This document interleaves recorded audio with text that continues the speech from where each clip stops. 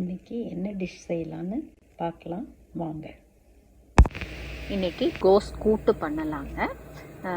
கோஸை பொடிசாக கட் பண்ணி நல்லா வேக வச்சு எடுத்துக்கிறணுங்க.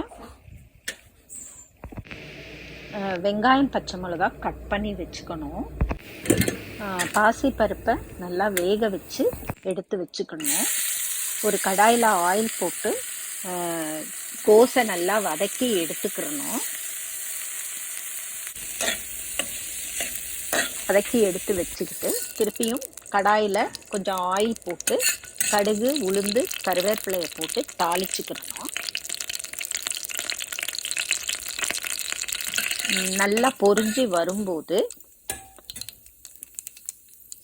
வெங்காயம் பச்சை மிளகாயை சேர்த்துக்கிடணும். சேர்த்து நல்லா வதக்கி எடுத்துக்கிறணும்.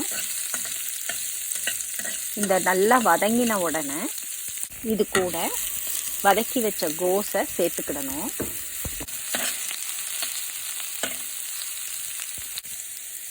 இதுக்கு நல்லா கிளறி விட்டுட்டு இது கூட வேக வச்ச பாசிப்பருப்பு சேர்த்துக்கணும்.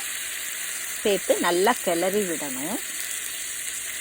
கொஞ்சம் தண்ணி இது கூட சேர்த்துக்கிடணும். சேர்த்து நல்லா கொதிச்சு வத்துச்சுன்னா உங்களுக்கு கோஸ் கூட்டு ரெடிங்க. அதுக்கு தேவையான அளவு சால்ட் சேர்த்துக்கோங்க.